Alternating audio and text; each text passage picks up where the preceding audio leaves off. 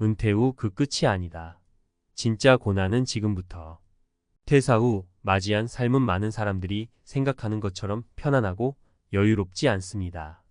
특히 50대에 퇴사하거나 은퇴하는 사람들은 이제 좀 쉬어야지 하는 마음이지만 현실은 예상보다 훨씬 더 냉혹하죠. 50대에 이르러 직장을 그만둔다면 경제적 부담, 정체성의 혼란, 건강의 문제 등 다양한 도전 과제가 쏟아지기 시작합니다. 여러분이 아마 상상했던 은퇴 후의 여유로운 삶과는 다를 수 있다는 걸 알게 되실 겁니다. 사례 1. 경제적 압박, 상상보다 빨리 찾아온다. 우선 경제적인 문제가 가장 큰 부담이 됩니다. 50대에 퇴사한 김 씨는 오랜 시간 한 회사에 몸담았고 퇴직금도 꽤나 나왔지만 예상보다 빠르게 재정적인 문제가 찾아왔습니다. 그는 여유 자금을 잘 관리할 자신이 있었고 연금도 받기 시작할 시점이었지만 생각보다 더 많은 지출이 필요했습니다. 예를 들어 집 유지비나 예상치 못한 의료비는 상상 이상으로 나가고 있었습니다. 퇴직 후 이만하면 괜찮겠지 하고 느슨해진 관리가 재정 파탄을 불러올 수 있다는 사실을 깨닫는 데는 그리 오래 걸리지 않았습니다. 김 씨는 결국 다시 일을 찾기 시작했습니다. 하지만 50대에 적합한 일자리는 많지 않았고 찾더라도 수입이 직장 생활을 하던 때보다 훨씬 적었습니다. 이처럼 퇴직 후의 경제적 안정은 생각보다 훨씬 더 어려운 문제로 다가옵니다. 퇴직 후 경제적 대비책을 철저히 준비하지 않으면 은퇴가 오히려 고난의 시작이 될 수 있음을 잊지 말아야 합니다. 사례 2. 정체성의 혼란, 내가 누구였더라? 퇴사 후 찾아오는 또 다른 큰 문제는 정체성의 혼란입니다. 한 회사에서 오랜 시간 몸담았던 이 씨는 퇴사 후 곧바로 자유를 만끽할 줄 알았습니다. 그러나 직장을 그만두고 나니 자신이 누구인지 무엇을 위해 살아가는지에 대한 깊은 고민에 빠지기 시작했습니다. 오랫동안 그는 직장에서 성과를 내며 자신의 가치를 확인받아왔고 직장이 그의 정체성의 큰 부분을 차지하고 있었던 겁니다. 그는 하루하루 자신이 점점 쓸모없는 사람처럼 느껴졌고 이전에는 몰랐던 무기력함에 빠져들었습니다. 무엇을 해야 할지 몰라 방황하는 시간이 길어졌고 이 과정에서 스스로의 존재 의미를 찾기 위해 자기계발 서적을 읽고 상담을 받기도 했습니다. 직장에서의 역할이 자신의 큰 정체성을 차지하고 있었음을 은퇴 후에야 깨닫는 사람들이 많습니다. 그렇기에 퇴사 전부터 자신의 삶에서 일회의 의미를 찾고 다양한 취미나 활동을 통해 삶의 활력을 미리 준비하는 것이 중요합니다. 사례 3. 건강, 방심하면 큰일 난다. 은퇴 후 많은 사람들이 놓치기 쉬운 또 하나의 중요한 문제는 건강입니다. 박 씨는 퇴사 후 이제 좀 쉬면서 건강을 돌볼 수 있겠다고 생각했지만 퇴직과 동시에 운동량이 급격히 줄고 식습관도 불규칙해졌습니다. 직장 생활 동안 규칙적인 일정을 따라 운동도 하고 식사도 챙겼던 그는 퇴사 후 규칙이 사라지자 자연스레 나태해졌고 몸무게도 늘어났습니다. 나이가 들수록 건강 관리는 필수적입니다. 특히 50대 이후에는 근육량이 빠르게 감소하고 대사 기능이 떨어지기 때문에 규칙적인 운동과 균형 잡힌 식사가 매우 중요합니다. 박 씨는 결국 건강 문제로 병원 신세를 지게 되었고 그제서야 뒤늦게 건강관리의 중요성을 깨닫게 되었습니다. 퇴직 후에는 오히려 더 많은 시간을 투자해 건강을 챙겨야 합니다. 규칙적인 운동과 식단 관리가 없으면 은퇴 후의 삶은 더욱 어려워질 수밖에 없습니다. 퇴사 후의 삶을 준비하는 지혜. 이처럼 퇴사 후의 삶은 단순히 일을 안 한다는 것이 아니라 어떻게 살아가야 할지 깊이 생각해야 하는 시기입니다. 경제적인 문제, 정체성의 혼란, 건강 문제 등 다양한 도전들이 찾아오지만 미리 준비하고 대비한다면 충분히 잘 극복할 수 있습니다. 경제적 대비. 은퇴 전에 재정 계획을 세우고 퇴직 후의 예상 지출을 꼼꼼히 계산해 보는 것이 중요합니다. 연금 외에도 추가적인 수입원을 마련해 놓는다면 경제적 부담을 덜 수 있습니다. 정체성 찾기. 퇴사 전에 직장 외의 활동이나 취미를 통해 자신만의 정체성을 찾아가는 것이 중요합니다. 이외에도 내가 즐길 수 있는 일, 가치를 느낄 수 있는 활동을 준비해 둔다면 정체성 혼란을 덜 수 있습니다. 건강관리. 은퇴 후에도 꾸준한 운동과 건강한 식습관을 유지하는 것이 필수입니다. 젊을 때보다 더 더 많은 신경을 써야 하는 시기라는 것을 명심하고 규칙적인 생활을 유지해야 합니다. 50대 퇴사 후의 삶은 끝이 아니라 새로운 시작입니다.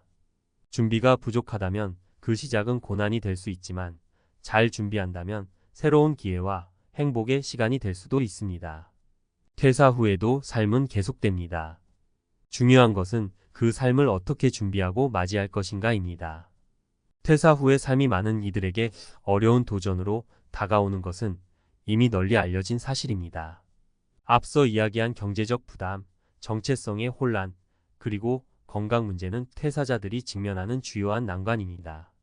이번 칼럼에서는 이 문제들을 더 깊이 살펴보고 전문가의 시각에서 어떻게 대처할 수 있을지 제안해 보려 합니다. 은퇴 후에도 활력 넘치는 삶을 위해 필요한 지혜와 실질적인 조언을 통해 새로운 삶을 향한 방향을 잡아보는 것이 중요합니다. 경제적 준비 예상 밖의 지출을 대비하라. 퇴사 후 가장 먼저 맞닥뜨리는 현실은 경제적 문제입니다. 많은 사람들이 퇴직금을 받고 그동안 모아둔 자산이 있으니 큰 문제가 없을 것이라고 생각하지만 예상치 못한 지출이 언제든 발생할 수 있습니다. 특히 50대에 퇴사하는 경우 앞으로 살아갈 세월이 더 많기 때문에 재정적 준비가 더욱 중요하죠. 첫 번째 사례로 50대 후반에 퇴직한 박 씨를 들어보겠습니다. 그는 퇴직금과 그동안 모은 돈으로 적절한 투자와 저축을 계획했지만 생각보다 빨리 경제적 어려움을 겪게 되었습니다. 이유는 바로 예기치 못한 건강 문제로 인해 갑작스러운 의료비가 발생했기 때문입니다. 박 씨는 퇴직 후 자유롭게 지내다가 몇 개월 만에 큰 수술을 받게 되었고 의료비는 물론 회복 기간 동안 추가적인 생활비가 많이 들었습니다. 이와 같은 사례는 누구에게나 발생할 수 있습니다. 퇴직 전부터 건강보험과 의료비 대비책을 꼼꼼히 마련하는 것이 중요합니다. 더불어 퇴직 후에 어떤 지출이 발생할지 예측하기 어렵기 때문에 재정 계획은 예상보다 보수적으로 세우는 것이 현명합니다. 전문가들은 퇴직 후에도 일정한 수입원이 있어야 한다고 강조합니다. 연금 외에도 소액이라도 지속적으로 들어오는 수입이 있다면 경제적 스트레스를 크게 줄일 수 있습니다. 정체성 혼란 내가 누구인가? 를 미리 고민하라. 두 번째로 중요한 문제는 바로 정체성의 혼란입니다. 직장인으로서의 삶을 오래 이어오면 직장이 자신의 정체성과 밀접하게 연결됩니다. 그러나 퇴직 후 더 이상 직장에서의 역할이 없어진다면 스스로가 쓸모없는 사람처럼 느껴지기도 합니다. 이는 많은 은퇴자들이 겪는 심리적 문제입니다. 이와 관련해 이 씨의 이야기를 들어보겠습니다. 그는 30년 넘게 한 회사에서 일해왔고 나름의 성과도 많았습니다.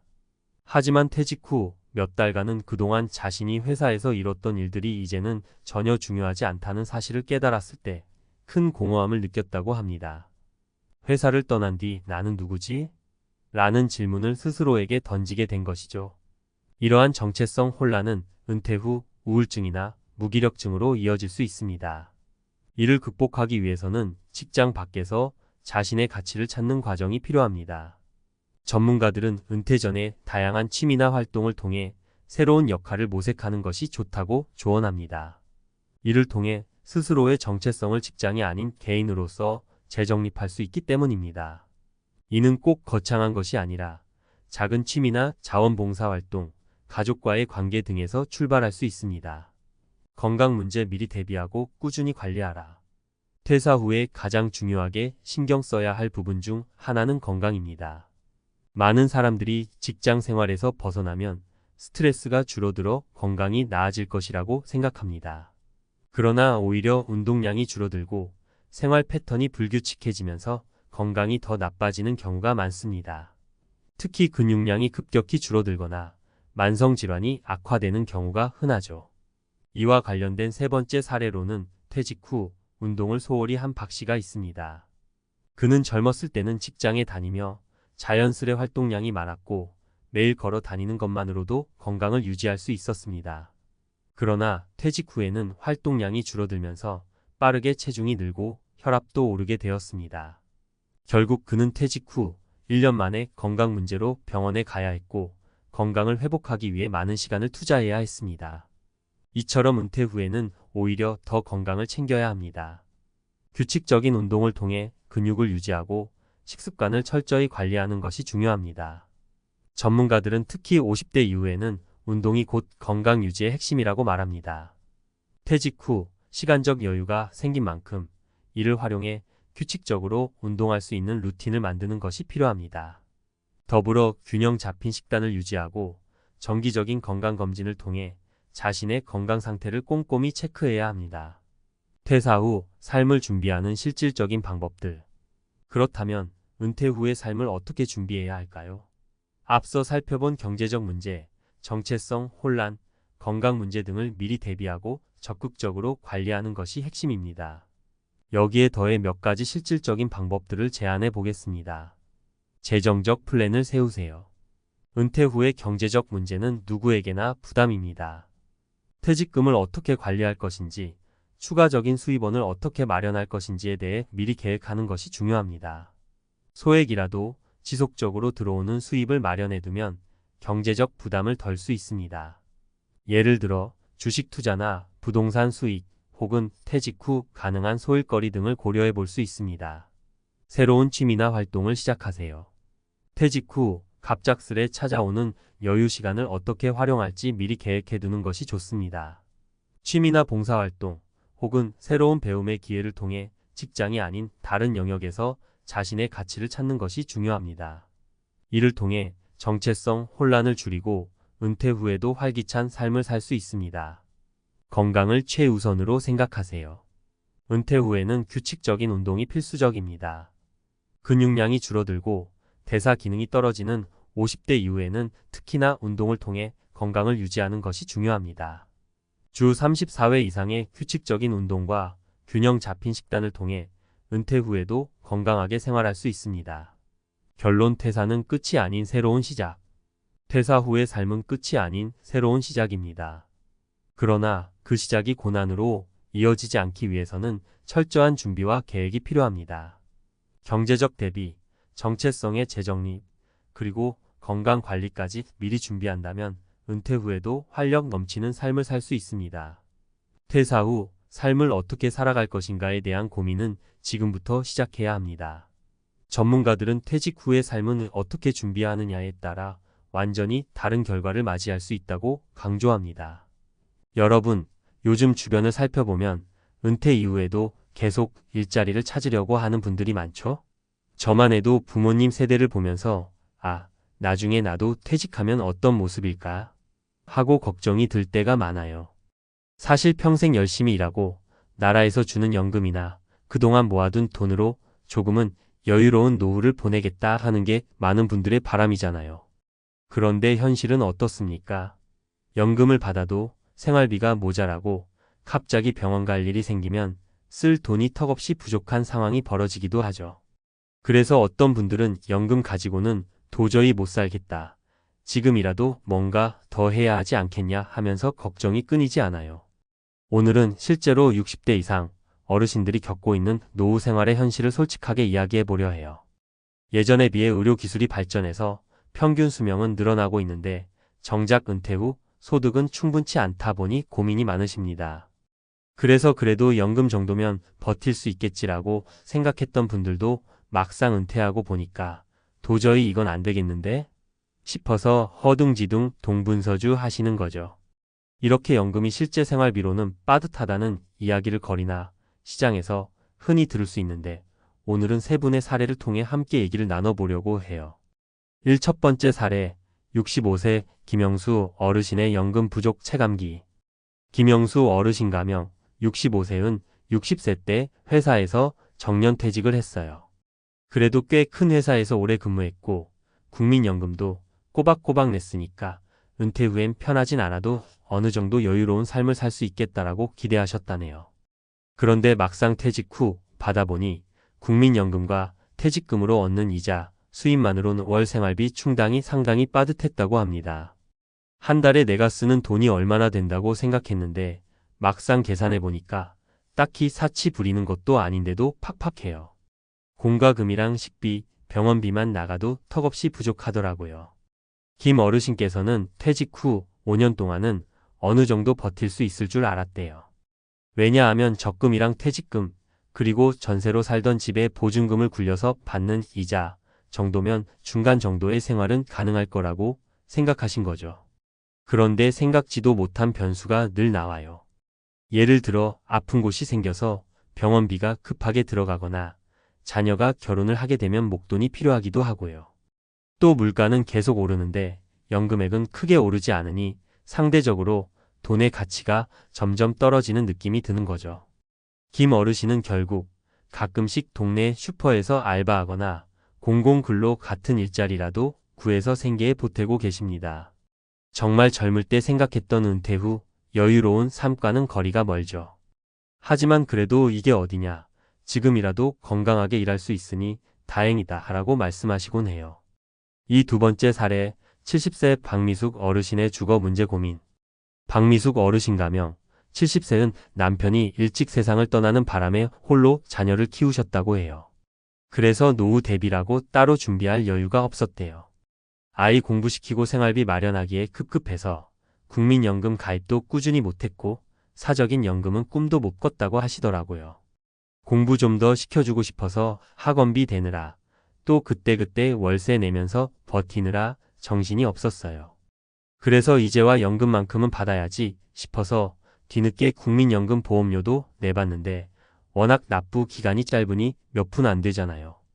게다가 박 어르신은 현재 월세로 지내고 계시는데 이 월세가 은근히 부담이 크다고 하십니다. 1인 가구 시니어들이 겪는 대표적인 문제가 주거 비용이라는데 실제로 느끼시기에 매달 월세가 나가는 게 너무 아깝고 하지만 다른 대안이 잘 안 보여서 고민이 깊다고 해요. 나이 들어서 새로운 곳으로 이사 가려니 겁도 나고 여기 있는 친척이나 지인들하고 떨어지기 싫기도 하고 그냥 아주 작은 고시원 같은 데로 들어가자니 숨 막힐 것 같고 고민이에요.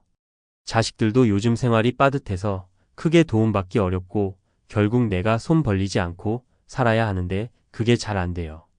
이런 이유로 박 어르신은 부업 삼아 반찬 가게를 간간히 열어서 돈을 버시거나 요양보호사 자격증을 따서 활동해 보려는 계획을 세우고 있습니다. 그러나 70대에 새롭게 기술 배워서 일한다는 게 정말 쉽지가 않다. 체력도 고갈되고 마음도 지친다라고 한숨을 쉬시더군요. 3세 번째 사례, 62세 이정호 어르신의 은퇴 준비 후에.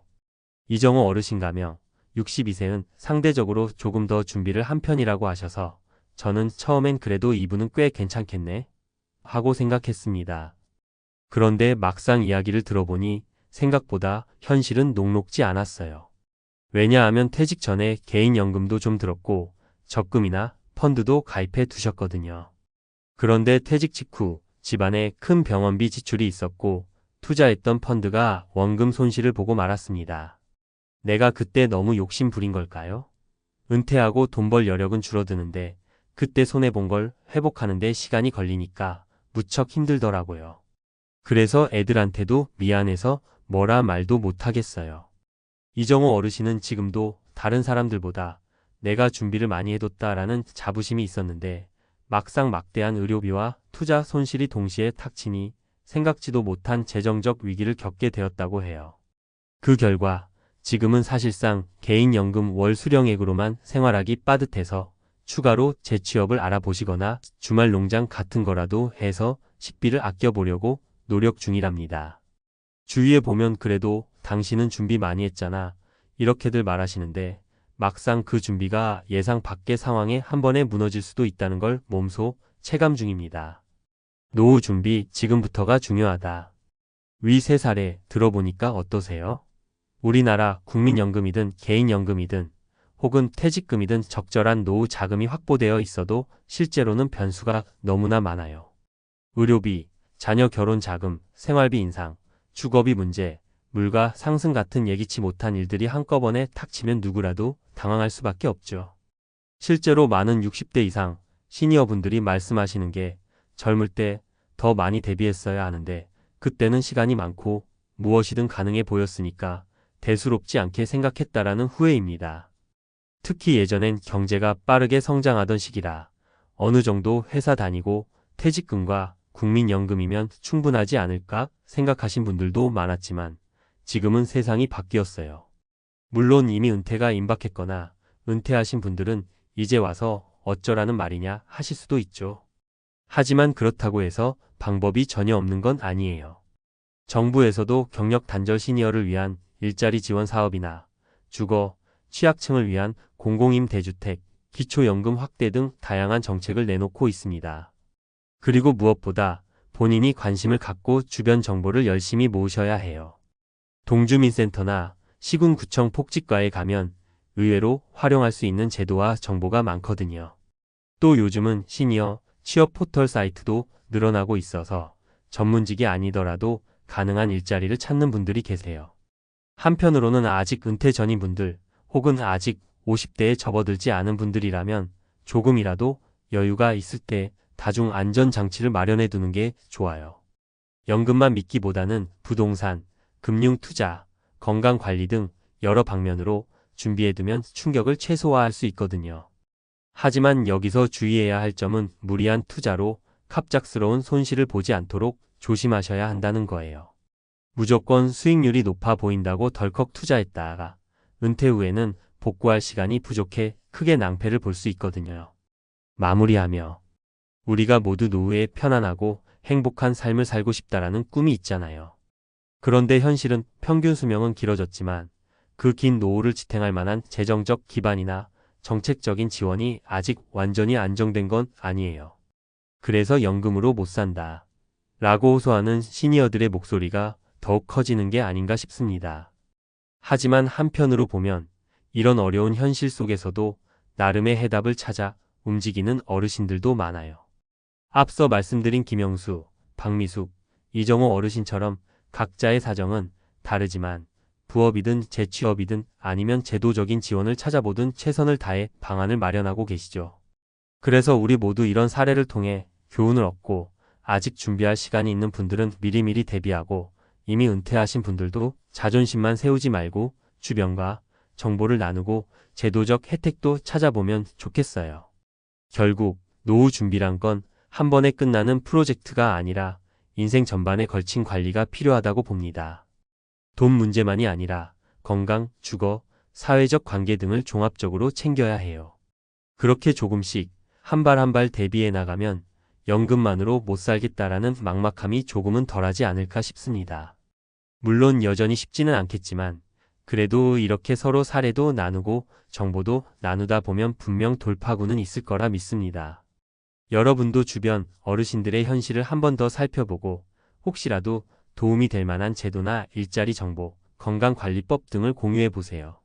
작은 나눔과 정보 교류가 모여서 우리 사회의 시니어들이 더 안정적으로 행복한 노후를 만들어갈 수 있게 되길 진심으로 바랄 뿐입니다. 교사로 30년 정년퇴직 후 인생이 무너졌다. 나를 살린 3가지 연착륙 전략. 정말 이렇게 갑자기 무너질 줄은 몰랐어요. 30년간 아이들을 가르치며 하루하루를 바쁘게 살아온 한 은퇴 교사의 말입니다. 정년퇴직. 누구나 언젠간 맞이할 일이죠. 하지만 막상 그 순간이 닥치면 생각보다 훨씬 더 큽니다. 마치 매일 달리던 기차가 갑자기 멈춰버리는 것처럼요. 아침에 일어날 이유가 사라지고 전화 한 통 없는 하루, 정체성도 소속감도 무너진 채로 맞이하는 은퇴 후의 공허함. 나는 누구인가? 이제 뭘 해야 하지? 이 질문 앞에 선 사람들이 의외로 많습니다. 그중 한 명이 바로 62세의 김 선생님입니다. 30년 넘게 초등학교에서 아이들을 가르쳐 온 그는 은퇴 직후 자신이 아무것도 아닌 것처럼 느껴졌다고 합니다. 하지만 김 선생님은 무너지지 않았습니다. 무너졌지만 다시 일어날 수 있었어요. 준비는 없었지만 방법은 있더라고요. 그가 말하는 3가지 연착륙 전략을 통해 우리는 은퇴 후 삶이 무너지지 않도록 다시 설 수 있습니다. 지금부터 그 이야기를 들려드릴게요. 전략 1. 일을 잃었어도 역할을 잃으면 안 된다. 김 선생님은 은퇴하고 3개월간 하루 종일 집에만 있었습니다. 정말 아무것도 안 하고요. TV만 멍하니 보다가 어느 날 거울을 보니 수염도 덥수룩하고 눈빛도 흐려졌더래요. 내가 이렇게 망가지는구나 싶더라고요. 그날 이후 그는 나도 여전히 누군가에게 필요한 사람이어야 한다는 마음으로 움직이기 시작했습니다. 지역 도서관에서 어린이 독서 프로그램 자원봉사를 시작했고 그곳에서 다시 웃음을 찾았습니다. 매주 아이들이 기다린다고 생각하니까 나도 살아있는 느낌이 들었어요. 사례 65세 최 교장님의 이야기. 은퇴 후 전원주택을 짓고 낚시나 하며 살겠다는 로망을 품었던 최 교장님. 하지만 막상 2달이 지나니 말수가 줄고 몸도 무기력해졌습니다. 그는 어르신 재능기부 프로그램에서 시니어 멘토링을 시작했고 그 후 달라졌습니다. 학생들보단 느리지만 여전히 배우려는 어른들에게 가르치는 일이 내 자존감을 살렸어요. 역할이 사라지면 무너지지만 새로운 역할이 생기면 다시 사라집니다. 단, 그 역할은 돈보다 가치 중심이어야 오래갑니다.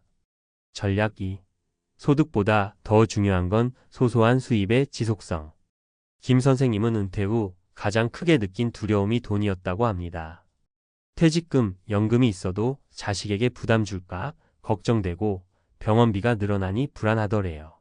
그래서 그가 택한 건 소액 강의와 원고 기고였습니다. 교육청이나 평생학습관에서 은퇴 후 진로교육이나 학교폭력 예방 관련 강의를 하면 회당 1,015만 원이었지만 그걸로 버스 타고 외식하고 소소한 삶을 즐길 수 있었습니다. 그 돈이 중요한 게 아니에요. 내가 아직 누군가에게 배움을 줄 수 있다는 그 자부심, 그게 나를 살렸죠. 사례 58세 한 국어 교사의 변화.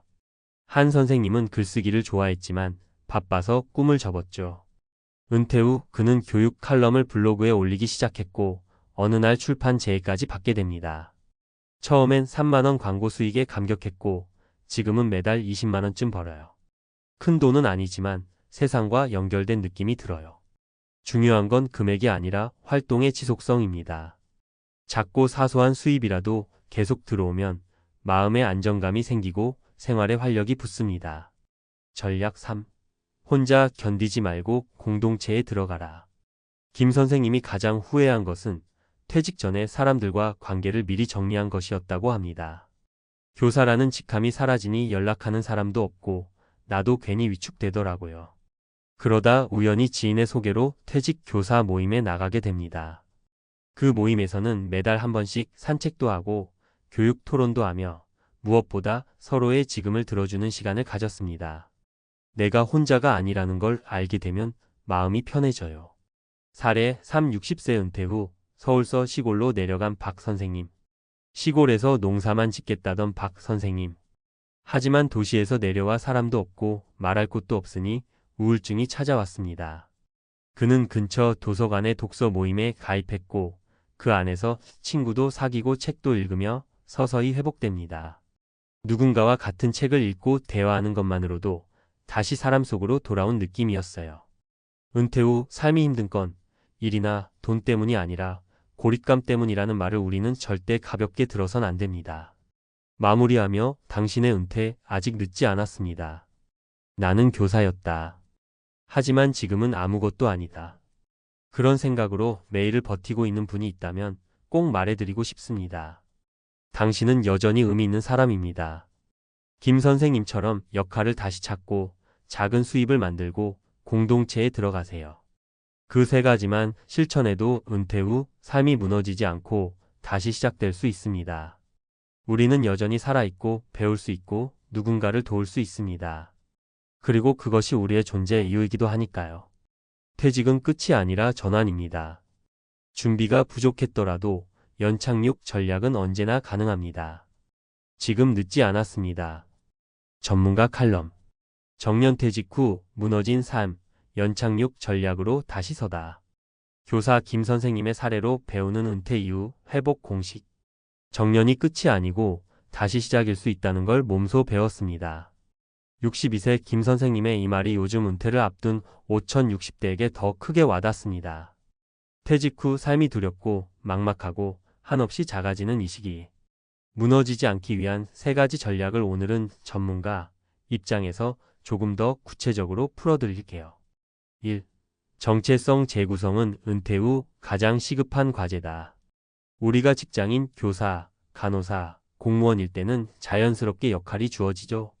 그런데 퇴직과 동시에 그 역할이 사라지면 나는 누구인가라는 근본적인 혼란에 빠집니다. 이건 단순히 우울증 초기 증상이 아니라 인간의 정체성 시스템이 흔들리는 정상적인 반응이에요. 심리학자 에릭 에릭슨의 정체감 혼란 이론에 따르면 노년기에는 자아 통합 vs 절망의 갈림길에 서게 되는데, 이때 중요한 건 내 삶이 여전히 의미 있다는 감각을 유지하는 겁니다. 실천 팁: 은퇴 직후 나의 삶을 설명하는 새로운 단어를 만들어 보세요. 예, 전직 교사, 어린이, 독서 봉사자, 지역사회 강사, 교육 칼럼니스트. 과거의 직무 능력을 사회적 기여로 재구성하는 것이 핵심입니다. 2.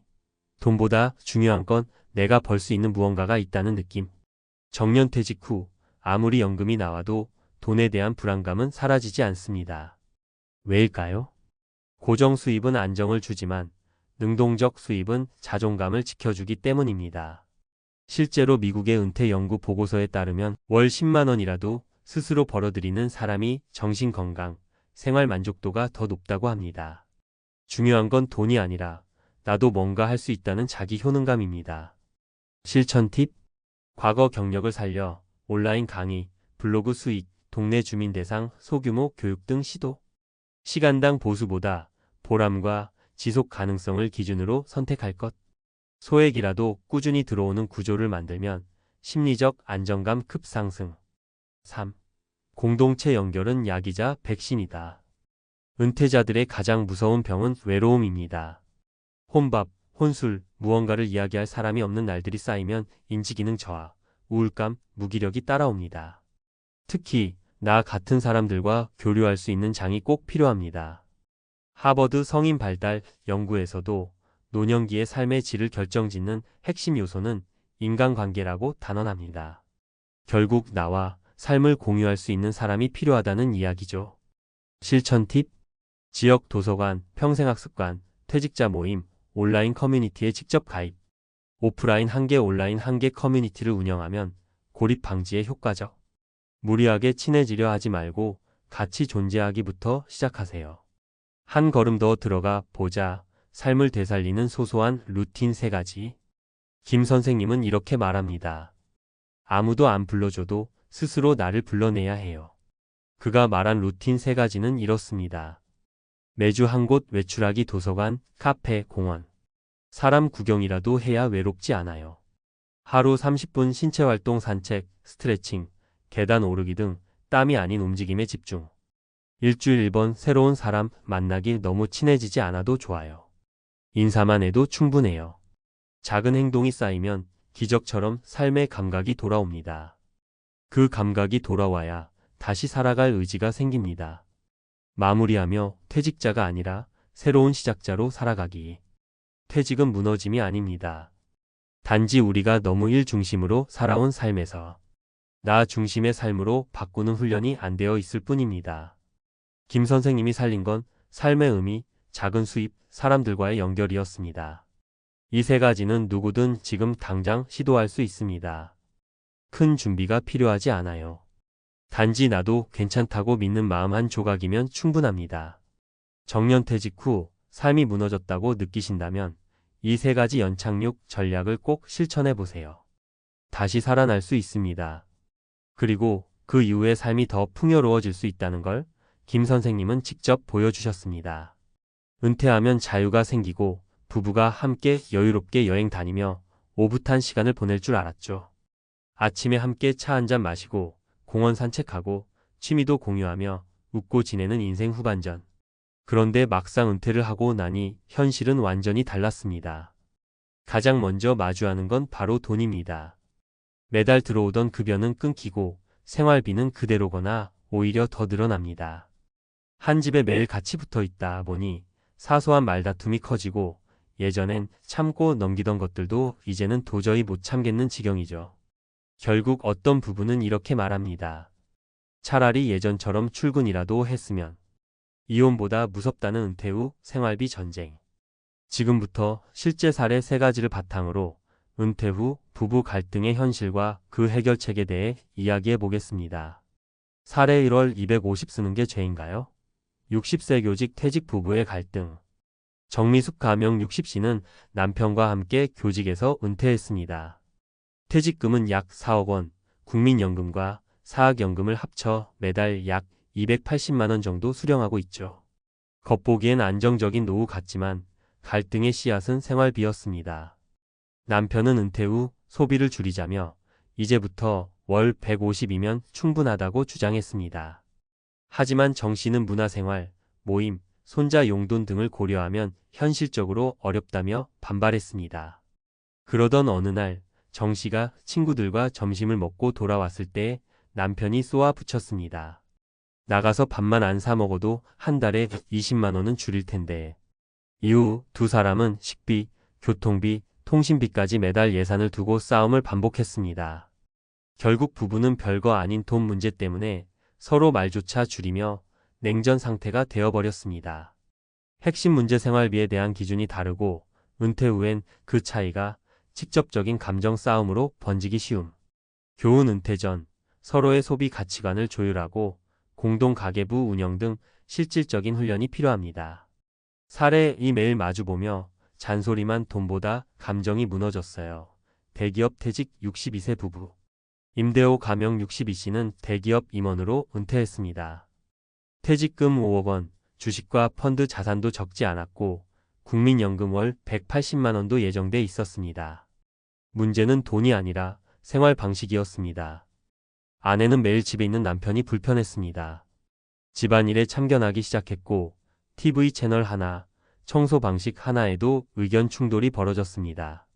특히 생활비에 대한 감정 싸움은 치명적이었습니다. 아내는 1인 강좌, 홈트레이닝, 친구들과의 커피 모임 등 자잘한 소비를 했지만 임 씨는 쓸데없는 낭비라며 지적했습니다. 갈등이 쌓이다 보니 어느 순간 아내가 말했습니다. 돈도 많고 집도 있는데 왜 이렇게 숨이 막히는 거야? 지금은 서로 각자 방을 쓰고 식사도 따로 하며 지내고 있습니다. 정서적 이혼 상태라고 할 수 있죠. 핵심 문제 은퇴 후 역할 충돌과 잔소리, 감정 상처. 특히 돈은 감정 갈등의 기폭제가 됨. 교훈 은퇴 후에는 부부의 일상이 완전히 바뀌므로 부부 리모델링이 필요합니다. 함께 할 활동을 기획하거나 공간을 분리해주는 것도 방법입니다. 사례 3 남편은 알뜰, 나는 안정 결국 갈라섰습니다. 자영업 부부의 이혼기. 김정자 가명 58씨는 남편과 함께 30년 가까이 식당을 운영했습니다. 은퇴 후엔 퇴직금도 없고 남은 자산은 전세금 2억 원과 저축 5천만 원 정도. 둘이 합쳐 월 80만 원의 국민연금을 받았습니다. 김 씨는 불안했습니다. 의료비, 부모 간병, 물가 상승 이런 것들을 생각하면 노후가 너무 막막했습니다. 하지만 남편은 나가면 돈 들어 그냥 집에만 있어라며 절약만을 강조했습니다. 갈수록 감정은 격해졌고 생활비를 줄이는 문제로 매일 다투다가 결국 부부는 합의 이혼했습니다. 사랑이 없어서가 아니었어요. 생활비 앞에선 사람도 무너져요. 김 씨는 지금 홀로 살며 청소 일을 하며 소득을 보태고 있습니다. 아이러니하게도 지금이 마음은 더 평화롭다고 말합니다. 핵심 문제 은퇴 후 불안을 느끼는 한 사람과 안일함을 느끼는 다른 사람의 극단적인 온도차. 교훈 현실적인 재무 설계는 함께 하는 것이며 막연한 절약이 아닌 구체적 대응책이 필요합니다. 마무리 은퇴 후 부부 생활, 돈보다 중요한 건 대화의 기술. 은퇴는 단순히 일에서 벗어나는 시기가 아닙니다. 그것은 부부 관계의 재조정기이기도 합니다. 매일 마주 보는 일상, 끊임없는 의사결정, 줄어든 수입 속에서 각자의 가치관이 충돌할 수밖에 없습니다. 그럴수록 중요한 건 돈이 아니라 대화입니다. 생활비라는 민감한 주제를 두고 서로의 생각을 존중하며 조율하는 법을 배워야 합니다. 서로의 입장을 들어주고 미래에 대한 불안을 공유하고 생활 수준과 소비 패턴을 함께 설계하는 훈련이 필요합니다. 우린 은퇴 전에 이 얘기를 충분히 나눴어야 했어요. 가계부보다 먼저 필요한 건 감정의 조율이더라고요. 결국 돈 때문에 무너진 게 아니라 서로에 대한 이해가 없었던 거예요.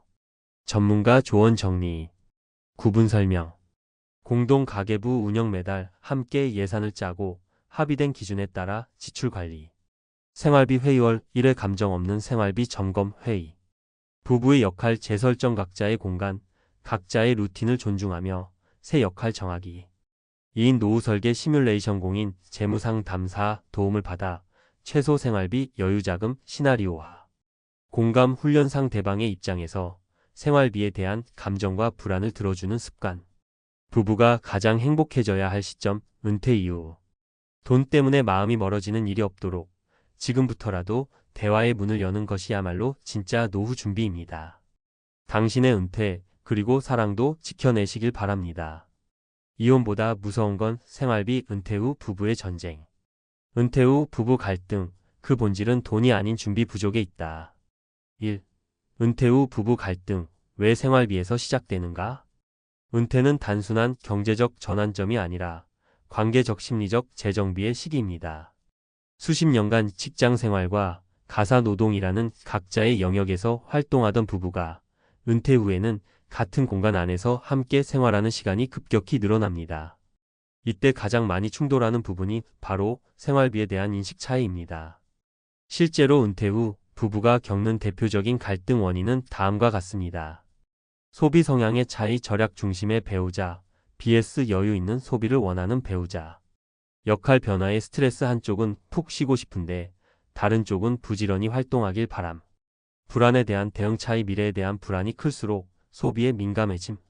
수입 감소에 따른 심리적 압박, 돈이 들어오는 구조가 끊긴 이후 불안과 책임의 전가. 2. 주요 사례 분석으로 보는 생활비 갈등의 본질.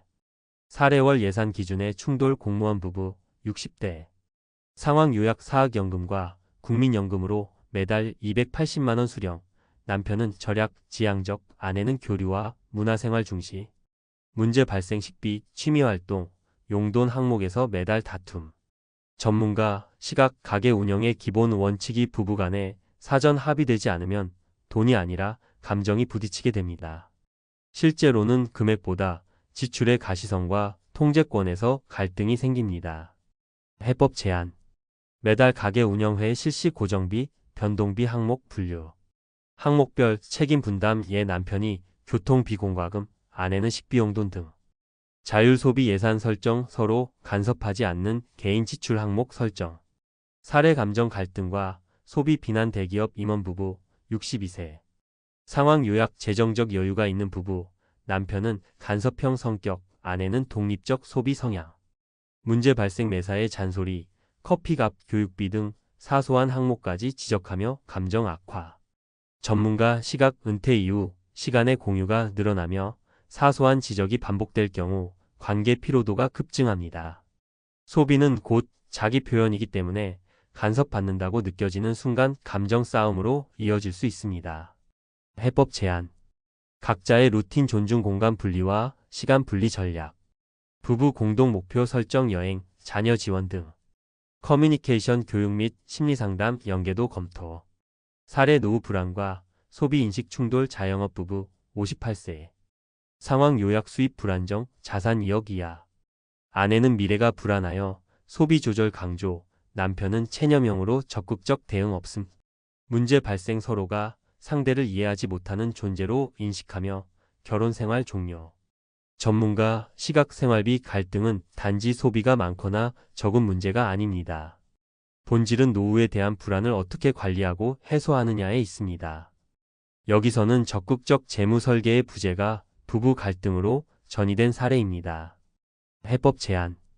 은퇴 전후 자산 점검 및 노후 예산 플랜 설계. 노후 불안 해소를 위한 대체소득 구조 설계, 알바, 임대, 소규모 창업 등. 부부 공동 재무 상담 참여. 3. 전문가가 제안하는 생활비 갈등 예방 5개명. 항목 실행 방안. 1. 은퇴 전 가계 시뮬레이션, 최소 2년 전부터 월별 예상 수입 지출표 작성. 2. 정기 생활비 회의, 매월 1회 정기적으로 지출 점검 및 개선 토론. 3. 각자 자율 소비 영역 확보에 남편 월 30만, 아내 월 30만 원의 무간섭 지출 예산. 4. 생활비 예산 기준, 통일 생활비, 경조사비, 취미비 등 기준 세분화하여 감정 개입 차단. 5. 감정관리 프로그램 도입, 부부 상담 또는 은퇴자, 커뮤니티 참여를 통한 정서 해소. 4. 은퇴 후 부부가 재정적으로 협력해야 하는 이유. 부부 공동체는 하나의 경제 단위입니다. 개인적 소비보다 중요한 건 가족 단위의 생존 전략입니다. 이를 위해서는 서로의 경제관념, 불안 요소, 기대 수준에 대해 깊이 있는 공유가 필요합니다. 재정 협의는 갈등이 아닌 기획이다. 부부가 함께 노후 재정을 기획하면 그 자체가 공동의 프로젝트가 됩니다. 이 과정에서 관계는 오히려 더 단단해질 수 있습니다. 생활비 관리 은퇴 후 부부 관계 관리의 핵심 축입니다. 이를 간과할 경우 단순한 경제적 불편을 넘어 정서적 이혼으로도 이어질 수 있습니다. 결론 돈 문제는 감정 싸움이 아닌 전략으로 풀어야 한다. 은퇴 후 부부 갈등의 본질은 생활비 그 자체가 아니라 서로 다른 삶의 속도와 기준이 충돌하는 데서 기인합니다. 전문가의 입장에서 가장 강조하고 싶은 점은 다음과 같습니다. 은퇴 후 생활비 설계는 단순히 지출 조정의 문제가 아니라 부부가 함께 다시 인생의 밸런스를 잡아가는 과정입니다. 진정한 은퇴 설계는 돈만이 아니라 소통과 공감, 그리고 역할 재조정까지 포함해야 합니다. 부부가 협력자로서 은퇴를 준비하지 않으면 결국 그 갈등 비용은 돈보다 훨씬 클 수밖에 없습니다.